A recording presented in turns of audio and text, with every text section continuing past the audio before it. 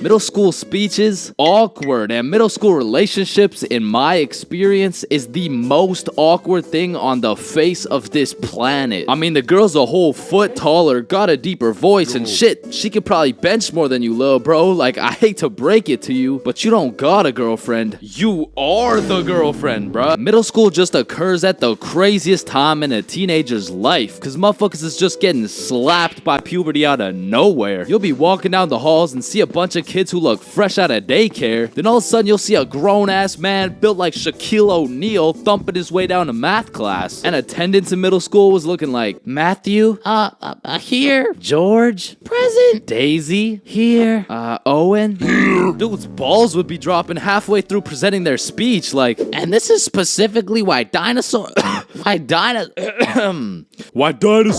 extinct. And in middle school, nobody had drip. Like, dudes would be showing up to school in a neon green t-shirt paired with some bright red shoes looking like a fucking traffic light. Well, their haircuts looking like their barber cut their shit with one hand, well blindfolded. But to be fair, everyone had a shitty haircut in middle school, bro. And if you think your cut wasn't that bad in middle school, chances are your shit's probably still ass to this day. And just to make things worse, the cherry on top is that everybody's got acne. There's just all these hormones flying around and these kids have no clue what to do with them. Which is exactly why middle school beef is unmatched, bro. Motherfuckers will be throwing hands for no reason at all. And I don't know how, but somehow even the fights were awkward. It would be like, hey pal, I heard you sat beside my crush in class today. So what? You want to fight about it? I mean, like if you wanted to. That, like, I'm not scared. Like, yeah, we can fight. Okay, let's freaking go, pussy. Fuck, I wasn't ready. Sorry, was that too soon? No shit, Sherlock. Okay, you can hit me back so we're even. But if two dudes were throwing hands and their crush is watching,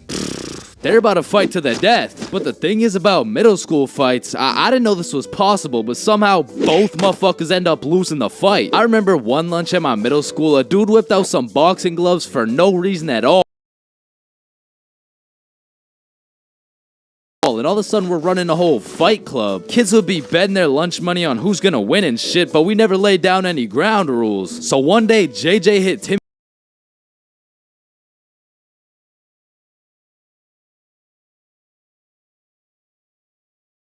with a spinning back fist and put his ass to sleep. And I'm hyped because I just doubled my lunch money. But Mr. Principal didn't seem too hyped to see one of his students knocked out on the ground. So of course JJ gets in trouble because he's just that one kid who's always in trouble but never got expelled. Like, I could have swore dude was on his third strike 5 strikes ago. But man, middle school had some characters, bro. There was that one guy that would walk through the halls, blast the music on his speaker. The kid who used to sit in his chair like this. The dude who hit puberty and midlife at the same time. Mr. Donaldson, can I get some help on the subtraction? Help on the subtraction? You look more like you need help on your taxes. No, subtraction's just hard for me. During recess, do you go check on the wife and kids? No, I just play on the monkey bars. Tell me, how do you manage to be in middle school and work a 9-to-5 job at the same time? The girl who thinks she's a horse. The emo kid. Catch him in the back of the class with his hoodie tied up watching sad Bart Simpson edits. The kid who had to touch the top of the door frame before entering a room. Girls who have to bring their Starbucks cup everywhere. The dude who's constantly emoting. And in order to find the answer, we can make a grid. Did someone say gritty? Right foot creep. Ooh, walking with the heat. Of course, there's the kid who Naruto runs through the hallway. And then there's that weird ass kid who accidentally called his social studies teacher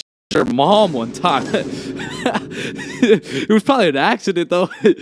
Fuck! And I have no idea why, but there's something about teaching middle school that had all these teachers going through a midlife crisis. I remember one day our science teacher was teaching us about rainbows. Does anyone know what a rainbow is? Yes, Jaden. Refraction of light through water droplets. Oh wow, that's right. How did you know that? Reddit. Oh, okay. Where did you read it? Reddit. Yeah, but where did you read it? Reddit. Jaden, I can't do this right now. Just tell me where you found this information.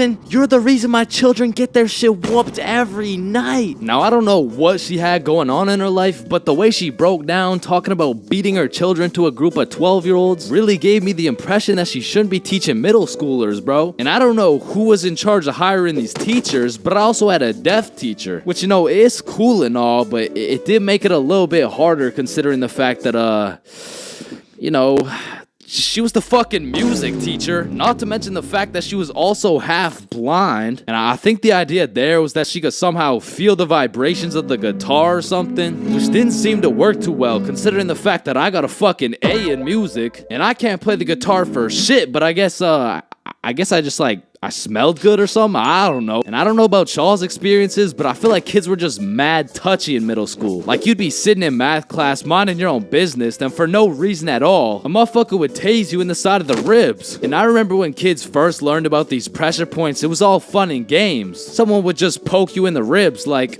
pressure point, that tickles. Then there would be a new pressure point dropping every week. It got to the point where these 12-year-olds were hitting pressure point combinations and paralyzing your legs and shit. Hey bro, let me try this new pressure point on you. Yeah, sure, go for it. It tickles. And it was the same shit with this game. Like, you really couldn't trust anybody, bro. Yo, what's that on my legs? Shit. Got him. Oh, shit, there's a bug on you. God damn it, dumbass. Oh, fuck, I just broke my leg. Bro, I'm not stupid. You didn't just break your leg. No, I'm serious, bro. I promise, on everything, on my entire life. I just broke my leg, look. Bro, I remember I got punched so many times, my arm was on life support. It was about to fall off, like, And thinking back to middle school, there's just so many things that make me cringe, bro. But by far the cringiest of them all is the relationships, man. And believe it or not, I had my fair share of middle school relationships. I remember one day I was sitting in class and this girl came up to me and said, Chains, I have a crush on you. And that's really all it took to have a young Chains in love. Head over heels. We went to the movies together. We went to my house and watched movies. Well, we went to her house and we also watched movies. Now that I think about it, all we really did was watch movies. We didn't really talk that much. I mean, I didn't really have a way with my words at the age of 12. So, do you like movies? Yeah. Yeah, I like movies too. That's why we're here at the movie theater. I also like popcorn with the butter. It tastes like I like how it tastes.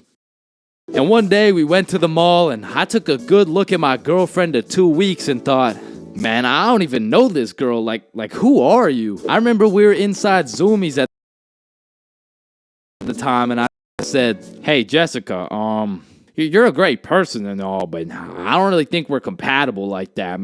Maybe we should just break up. Which was probably the most words I've strung together during the entirety of our relationship. And she says with the straightest face, oh, okay. And then we proceeded to walk out of the mall and bus home together without saying a word. And I remember lying in my bed that night and thinking to myself, damn, I think I'm supposed to be sad right now. So I threw on my hoodie, tied it up, and watched some sad Bart Simpson edits.